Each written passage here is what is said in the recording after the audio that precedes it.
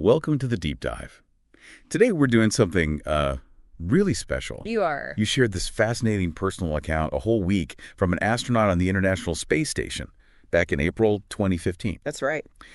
And we're going to peel back the layers, go beyond the amazing photos, and get into what daily life is really like up there. Exactly. Our mission, so to speak, for this deep dive is to really uncover those, well, surprising bits, the real challenges, and just the raw human experience of living and working, hundreds of miles above Earth. Yeah. We'll touch on everything. Dreams, schedules, those absolutely vital resupply missions, even like what they do on a weekend. And just to hook you in right away. Yeah. Imagine waking up and having, absolutely no clue which way is up. Yeah. Our astronaut talks about that disorientation being just the start of the sensory stuff, the logistical puzzles they deal with every single day on the ISS. Mm-hmm. Okay, let's dive in. What does a typical day, what does it even look like up there? Well, what's fascinating right off the bat is how quickly you have to adapt to having no gravity, even just waking up. Right. You mentioned the dream journal. Apparently, dreams get super intense, really vivid, kind of bizarre in space. Mm-hmm. And then there's the physical thing. Waking up with zero sense of orientation. That feeling the astronaut describes, like the room is actually rotating as your brain just tries to make sense of it all without gravity cues. That's wild. It really shows how much we rely on gravity, just for basic spatial awareness. Such a striking image. And then, boom, straight into the workday, right? The daily summary from Mission Control. Loved hearing you. There's a cartoon included. Yeah. And this OSTPV thing. Yes. Tell us about that relentless red line. Okay, so the OSTPV, that's the onboard short-term plan viewer, Yes. basically maps out every single minute. Every minute. Well, yeah, Mission Control schedules tasks in like 5-minute blocks. Right. And there's this red line on their laptop screen, always moving, showing where they should be in the schedule. What's kind of interesting is the astronaut noting NASA's time estimates are often, shall we say, optimistic. Things just take longer in space, so any lost time, you got to make it up somewhere. Meals, exercise, sometimes even sleep gets cut short. Man, that sounds intense. Makes you think twice about complaining about a traffic jam. Right. And how do you even, eat? I'm picturing food floating everywhere. Yeah, eating is definitely a challenge. Food can float away. You need Velcro for, pretty much everything. Velcro. Lots of rehydrated meals from pouches. That hot water dispenser, super important piece of kit. Okay. The astronaut describes eating a tortilla burrito while basically having to hang onto a handrail so he doesn't float away. Just to eat a burrito. Yeah, it turns even basic stuff into a whole logistical exercise. And it's not like a relaxed coffee break, is it? Quick hello to crewmates like Carrie, then bam, daily planning conference. That sounds like a huge international conference call from space. It really is. And Yeah. the DPC, it really underscores how global the ISS is. You've got Houston coordinating in real time with Marshall in Alabama, ESA in Munich, JCOM in Japan, TSUP in Moscow. All at once. All at once. And what's interesting is picking up on those subtle cultural communication differences, like the astronaut mentioning the Russian Khrushchev. Everything's always good. Even when it might not be. Well, that's the implication, isn't it? It highlights a potential challenge in these big international projects, making sure communication is truly open and direct, especially when tiny details can be critical. Absolutely. A global effort with all the complexity that brings. Now, a huge event this week was the Dragon resupply arriving. You called it Christmas in space, but with much higher stakes. Definitely high stakes. The anticipation is huge because those uncrewed ships are their lifeline. Literally. Yeah. This Dragon was carrying, over 4,300 pounds of stuff? Food, water, oxygen tanks, spare parts, science experiments. Pure packages. Oh, yeah. Care packages, fresh food, even live mice for an experiment. And they were particularly focused on this one because a Cygnus launch had failed not long before. All right, so the pressure was on. Immense pressure. It really drives home how dependent they are on these missions working perfectly. And the actual capture. Sounds like a sci-fi movie scene, but real danger involved. Love the arcade claw machine analogy. It fits, doesn't it? Trying to grab this multi-million-dollar capsule speeding alongside you with a giant robot arm. Well, orbiting the Earth at thousands of miles per hour. Exactly. A mistake, it could damage the Dragon, lose all that precious cargo, or worse, actually cause a collision with the station itself. Catastrophic. Potentially, yes. It's a stark reminder of the risks, even in what become routine operations. And Samantha Cristoforetti was key here, right? Sounds incredibly capable. Absolutely. Her background as an Italian Air Force fighter pilot really comes through. Ah, okay. That kind of skill, performing under extreme pressure. Plus, she speaks multiple languages, which is a huge asset up there. You had it.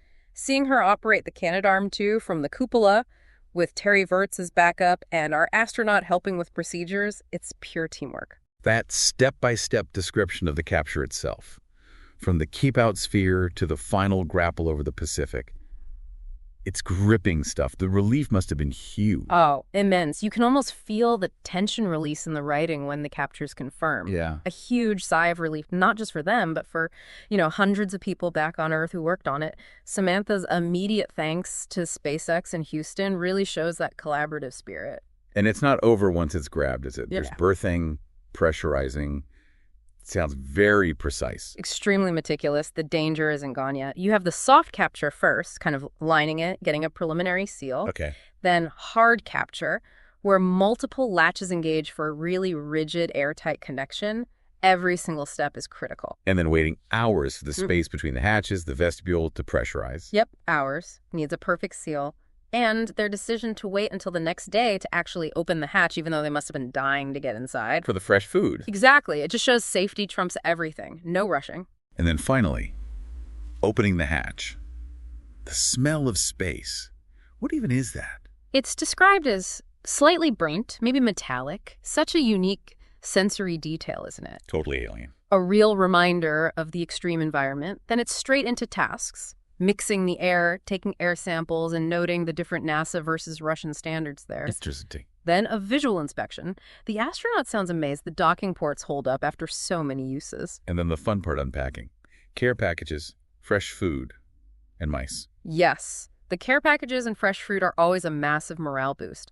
But the mice, well, they highlight the serious science going on. Right, the rodent research. Yeah, and just the sheer effort of cataloging and stowing everything.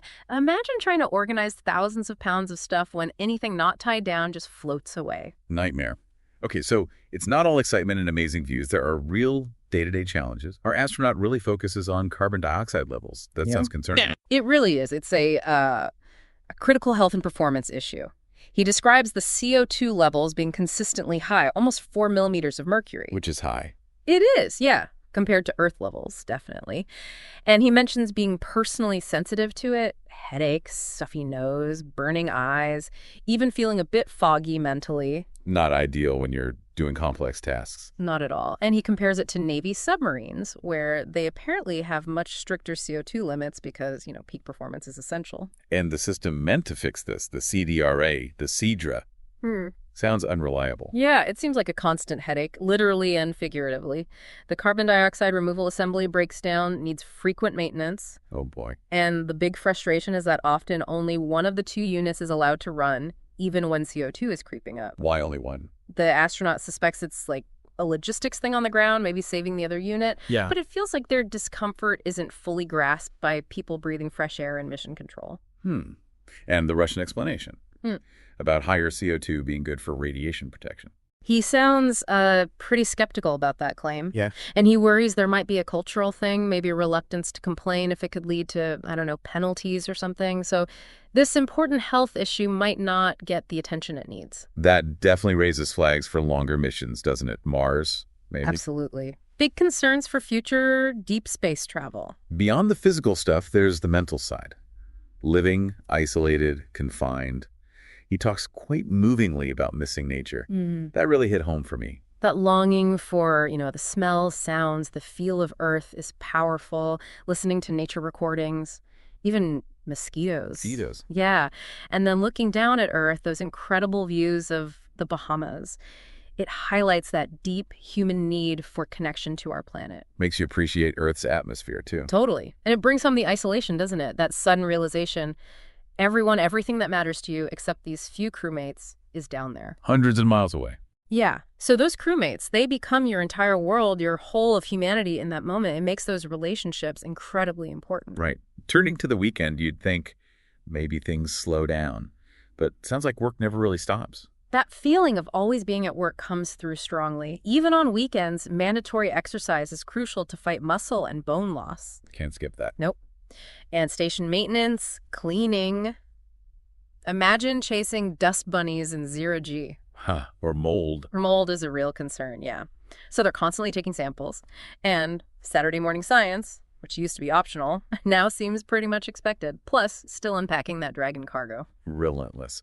But amongst all that, there are these fascinating personal moments. That dream about a Soviet car plant, so specific. Isn't it a real peek into the subconscious? Maybe something about big machines, old systems. Who knows? And his thoughts on, like, not piloting the station, but living in it, like being on a ship that sails itself. It shows how reliant they are on automation. And seeing the station not just as equipment, but as a place with a personality. Yeah, that shows a real connection forming with this extraordinary home. And reading Endurance, the Shackleton story. Yeah. Wow, talk about perspective. Right. Reading about that level of hardship and uncertainty while facing your own unique challenges in space, it must ground you in a weird way. Yeah, a reminder of human resilience. Exactly. Finding inspiration, knowing others have overcome incredible odds. Now, the Friday night dinner in the Russian segment, that sounds like a highlight. Bit of normalcy. Oh, absolutely. A really lovely tradition for building camaraderie, sharing food. Quite the mix, canned trout, cheese whiz, caviar, lobster. Eclectic. Watching Russian-dubbed movies, making toasts to the crew, to Dragon, to families back home. Nice. Even Gennady telling a story about a rough Soyuz landing shared experience. Bit of dark humor, maybe. And apparently, chocolate pudding is a universal hit. Some things are the same everywhere. Yeah. And the weekend calls home must be such a vital connection. Absolutely crucial. That link back to Earth, to loved ones. Remembering his mother on the anniversary of her passing, Amiko's gesture of visiting her grave. Wow. Really touching personal moments that bridge that huge distance. Yeah. And even just smelling space again while unpacking Dragon, another one of those small, potent reminders of where he actually is. And science, of course, is the core mission. Yeah. That rodent experiment sounds pretty intense. It does. Studying how space affects the mice muscle loss, bone density changes, heart weakening. It's vital for understanding what happens to us on long trips. And it has links to aging on Earth, right? Exactly. He points that out. The parallels are direct. Yeah. And doing dissections, having live video downlinks with scientists on Earth, it's complex collaborative work. And the range of science on the ISS is huge, isn't it? Yeah. Not just about space travel itself. Not at all. So much research benefits Earth directly. Developing new drugs, new materials, understanding combustion better, and all the human studies he's part of. Blood laws, logs, reaction tests, ultrasounds, that fluid shifts experiment, all feeding into keeping astronauts safe on future, longer missions. And helping us understand osteoporosis, heart health, even how to grow food better or treat water here? Precisely. It's all interconnected. The ISS is this unique lab doing work that benefits everyone, really. You get the sense he finds real satisfaction in being part of that. And amidst all the hard work and big science, a moment of pure joy. Real ice cream from the Dragon. Huh. That Klondike bar must have tasted amazing. A rare cold treat. Such a simple thing, but in that environment, a little taste of normal, something cold, a huge boost. So as we wrap up this deep dive, what are the big takeaways for listeners from this amazing Week in the Life account? Well, I think you've really gotten a sense that life on the ISS is this incredible mix, isn't it? It's mundane routine schedules, eating challenges, cleaning, combined with these extraordinary moments like capturing a spacecraft or troubleshooting life support. It's a world that needs constant, meticulous planning, nonstop problem solving, but also relies on, simple comforts and human connection. And all of this is happening while doing some truly groundbreaking science. And that one memorable detail to leave people with, I keep thinking about him biting that floating ball of coffee. Yes, it's such a small thing, almost funny, but it perfectly captures how fundamentally different things are without gravity shaping every little action. Totally. And maybe a final thought to chew on. Seeing the constant effort needed just to maintain breathable air up there, what does that really tell us about how complex and frankly fragile long-term space travel is? And maybe, just maybe, what does it suggest about our own planet? About all the seemingly simple things, clean air, water, gravity itself, that we might just take completely for granted every